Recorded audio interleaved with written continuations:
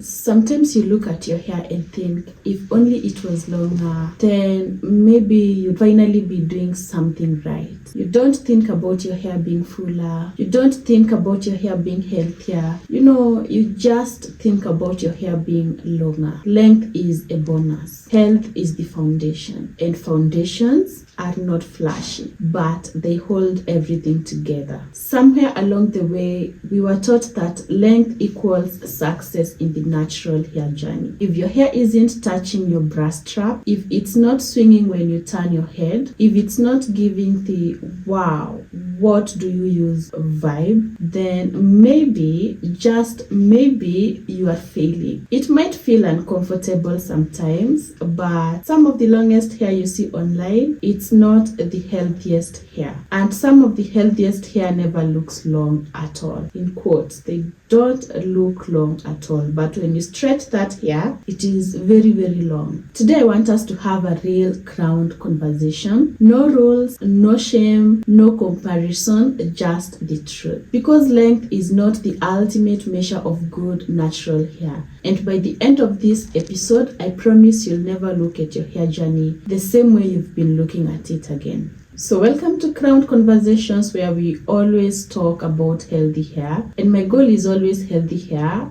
and length follows. If I may ask you a question, where do you think the length obsession started? Let me take you back for a second.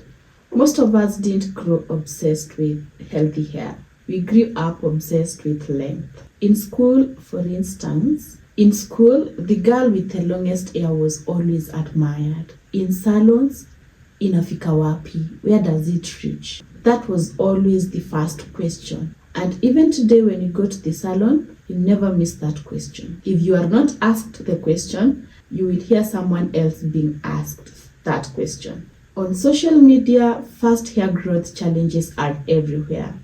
Waist length goals, thigh length dreams, and well, slowly, without even realizing it, the goal has stopped being strong hair, moisturized hair, low breakage, a healthy scalp, and the goal has now become, how fast can my hair grow? Why is her hair longer than mine? What oil makes hair grow overnight? We started chasing fast hair growth instead of healthy hair growth. And that's right there is where many natural hair journeys start going wrong. The hard truth is all hair grows, and something that nobody likes to say loud is that your hair is always growing. Yes, even right now. On average, hair grows about half an inch per month.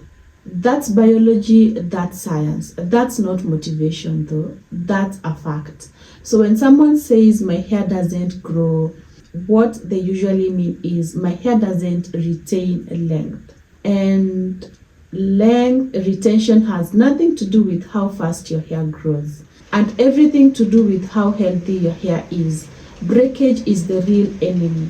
Dryness is the silent killer. Poor handling is the thief. You can grow hair fast and still never see length. Let me tell you a quick story. I once met someone with very long natural hair, the kind that turns heads. But when you touched it, it felt thin. Her ends were see-through. Her scalp was always irritated. She couldn't wear the hair out because it was always, it tangled instantly. She couldn't detangle without losing handfuls. On paper, long hair goals, but in reality, fragile hair hanging on by a thread. And that's when it hit me. Length can lie. Healthy hair never does. Healthy hair feels, resilient, and healthy hair has strength. Healthy hair bends, it doesn't snap, it's elastic. And sometimes healthy hair doesn't look long at all. And the reason why some hair never looks long is because of shrinkage.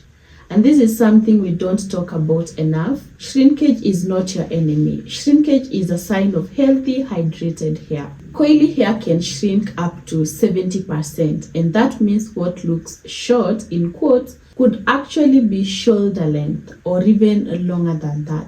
But because we are measuring success with a ruler instead of condition, we panic.